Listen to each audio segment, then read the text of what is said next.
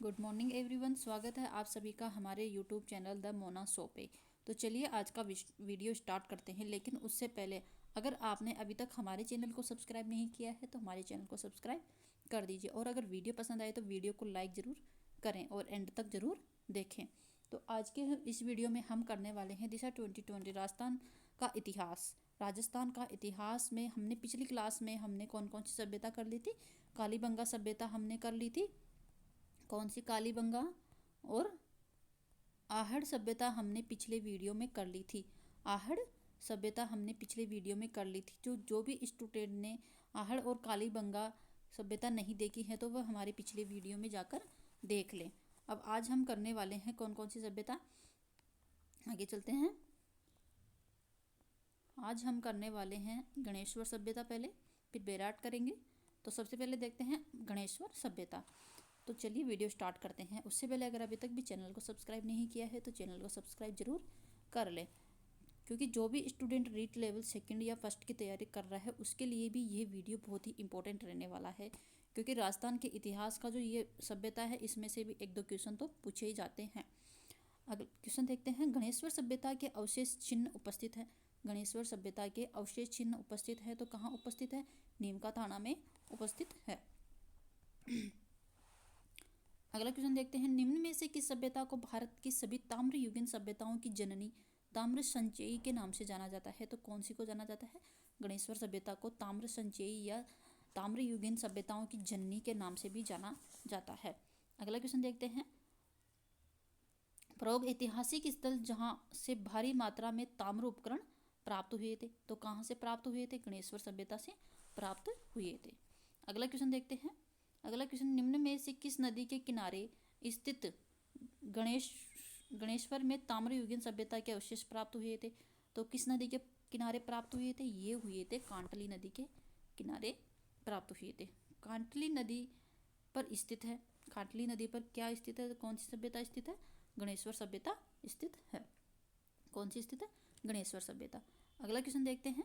अगला क्वेश्चन है। गणेश्वर सभ्यता की खोज किसने की थी? गणेश्वर सभ्यता की खोज किसने की थी? तो किसने की थी? ये की थी रतनचंद्र अग्रवाल ने की थी।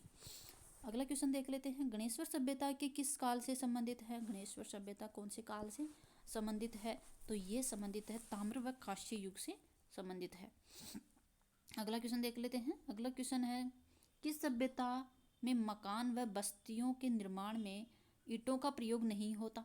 कौन सी सभ्यता में नहीं होता? मकान बनाने में ईंटों का प्रयोग नहीं होता, तो कौन सी में नहीं होता? गणेश्वर सभ्यता में इसका प्रयोग नहीं होता। अगला क्वेश्चन देख लेते हैं। गणेश्वर से प्राप्त मृत भांड किस प्रकार के थे? गणेश्वर सभ्यता से जो प्राप्त थे मृत भांड वो कौन से कलर के थे, किस प्रकार के थे? तो वो थे गेरिक मृत भांड थे। अगला क्वेश्चन। सुमेलित नहीं है। सुमेलित नहीं है तो कौन से सुमेलित नहीं है? तो इसमें आ जाएगा गणेश्वर काले चमकीले मृत भांड, जबकि इसमें कौन से आएगा? गेरिक मृत भांड आएंगे। अगला क्वेश्चन देख लेते हैं। बेराट प्राचीन कौन सी आ गई? अब बेराट आ गई। हमने कौन सी पढ़ ली? गणेश्वर सभ्यता पढ़ ली। अब कौन सी पढ़ते हैं? बेराट पढ़ते हैं। बेराट प्राचीन काल की राजधानी थी। बेराट प्राचीन काल में राजधानी थी। तो कौन किसकी राजधानी थी? ये थी मत्स्य राज्य की राजधानी थी। अगला क्वेश्चन देखते हैं। बेराट से संबंधित नहीं है। बेराट से संबंधित नहीं है तो बेराट से क्या संबंधित नहीं है? राव जी की पहाड़ी बेराट से संबंधित नहीं है। कौन कौन सी? भीम जी की डूंगरी भी है, बीजक की पहाड़ी है और महादेव जी की डूंगरी, ये तीनों बेराट से संबंधित है, जबकि जो राव जी की पहाड़ी है वो इससे संबंधित नहीं है। दयाराम साहनी, नीलरतन बनर्जी व कैलाश नाथ दीक्षित के किस सभ्यता के उत्खनन में मुख्य भूमिका रही? तो कौन सी सभ्यता के उत्खनन में मुख्य भूमिका रही? तो ये रही बेराट के उत्खनन में प्रमुख भूमिका इनकी रही है।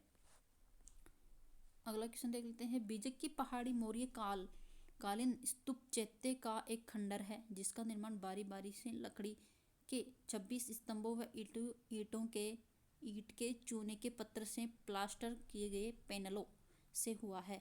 यह कहाँ स्थित है? तो ये कहाँ है? बेराट में स्थित है। अगला क्वेश्चन देखते हैं। निम्न में से कौन मत्स्य की राजधानी थी जिसका उल्लेख महाभारत के एक राज्य के रूप में किया गया है, जो जयपुर, अलवर और भरतपुर के हिस्सों तक फैला हुआ है? तो कौन सा था? वह था विराटनगर। भीम डोगरी, गणेश डोगरी राजस्थान के किस सभ्यता से संबंधित है? तो कौन सी सभ्यता से संबंधित है? ये आ जाएगी बेराट से संबंधित है। बेराट में प्रथम उत्खनन किसके नेतृत्व में किया गया था? बेराट या विराट नगर जो था उसका प्रथम उत्खनन किसके नेतृत्व में किया गया था? तो ये किया गया था दयाराम साहनी के नेतृत्व में। अगला क्वेश्चन देखते हैं, निम्नलिखित में से किस पुरातत्व स्थल का 1962-63 में NR बनर्जी के एक दीक्षित ने उत्खनन किया गया था? तो कौन सी सभ्यता थी? वह थी बेराट सभ्यता। बेराट में किस सभ्यता के अवशेष प्राप्त हुए थे? किसके प्राप्त हुए थे? मौर्य कालीन सभ्यता के प्राप्त हुए थे। अगला क्वेश्चन देख लेते हैं, किस स्थल पर इंडो ग्रीक शासकों के 28 सिक्के प्राप्त हुए थे? तो कौन से स्थल पर हुए थे? बेराट पर 28 सिक्के प्राप्त हुए थे। किसके? इंडो ग्रीक शासकों के।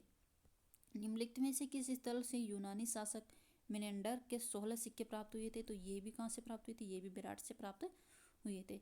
निम्नलिखित में से किस उत्खनन स्थल पर चांदी की मुद्रा पंचमार्क प्राप्त हुए थे? चांदी की मुद्रा के पंचमार्क प्राप्त हुए थे। ये भी कहाँ से हुए थे? बेराट से हुए थे। अगला क्वेश्चन देखते हैं, उससे पहले अगर अभी तक भी चैनल को सब्सक्राइब नहीं किया है तो चैनल को सब्सक्राइब कर लीजिए। सही कथनों को चुनिए।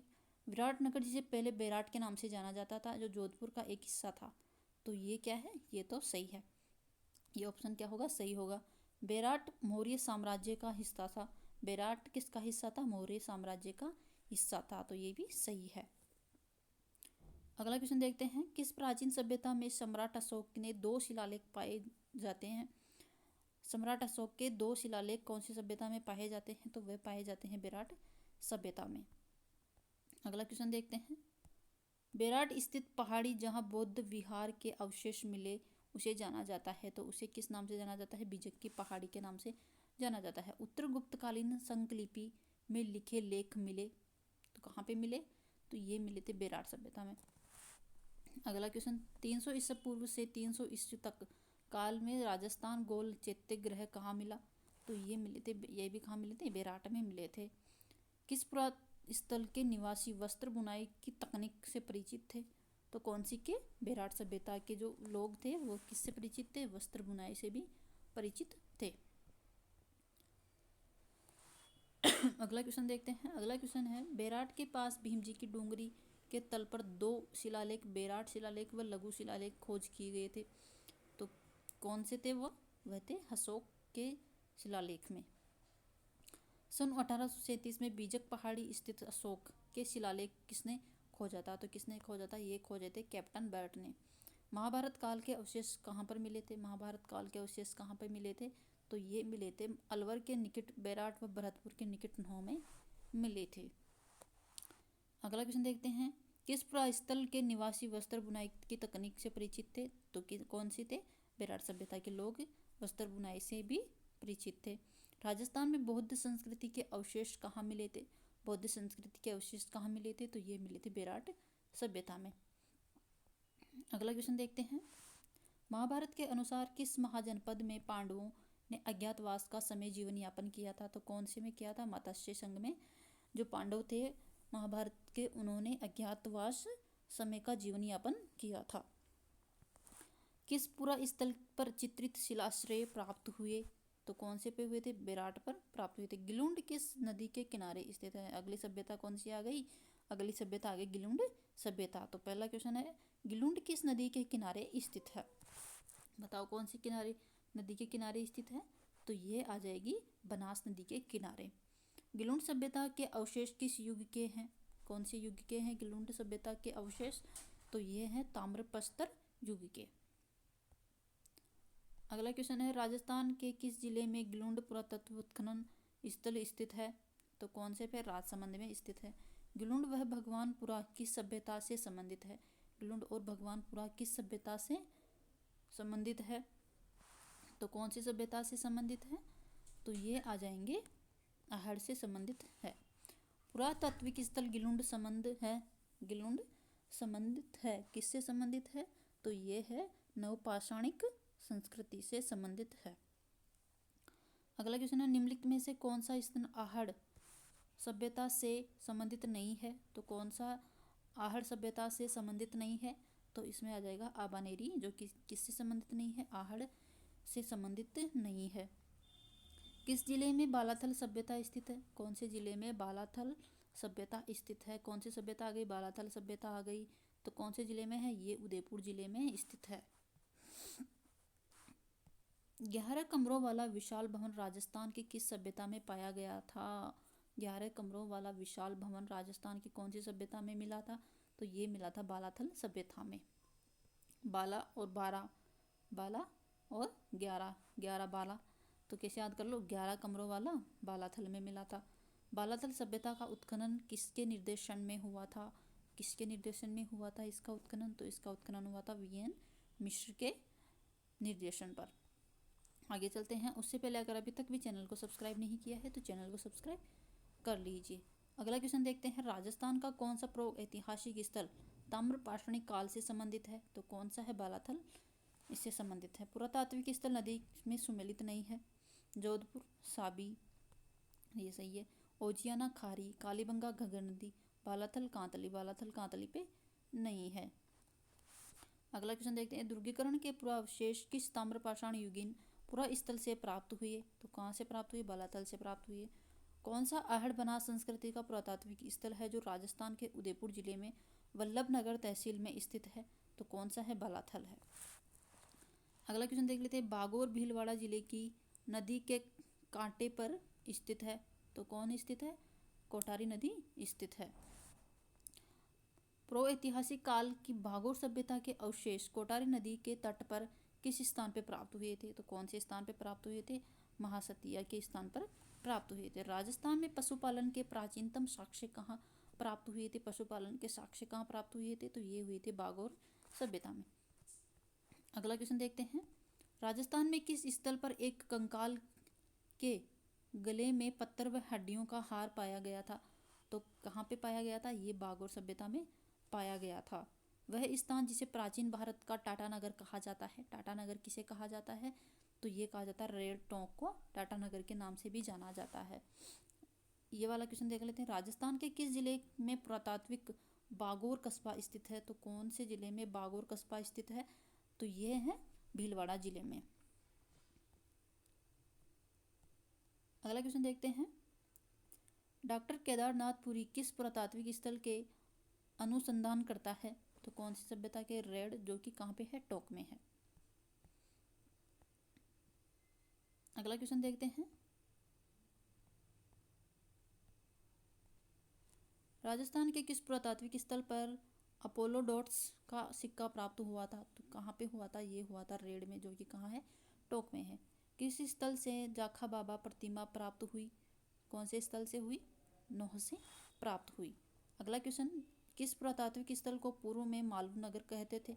तो किसे कहते थे? नगर टोंक को कहते थे।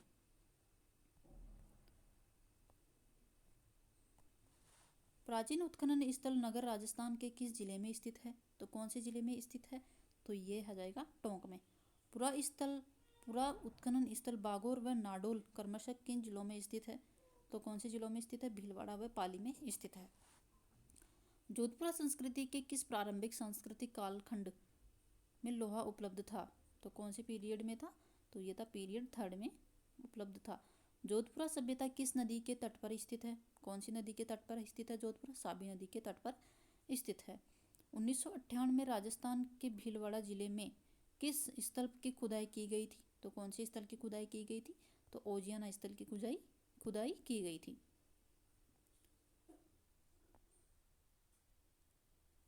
तो चलिए दोस्तों, आज के वीडियो में इतना ही। मिलते हैं नेक्स्ट वीडियो में नेक्स्ट टॉपिक के साथ। अगर वीडियो पसंद आए तो वीडियो को लाइक एंड सब्सक्राइब जरूर करें। मिलते हैं नेक्स्ट वीडियो में नेक्स्ट टॉपिक के साथ।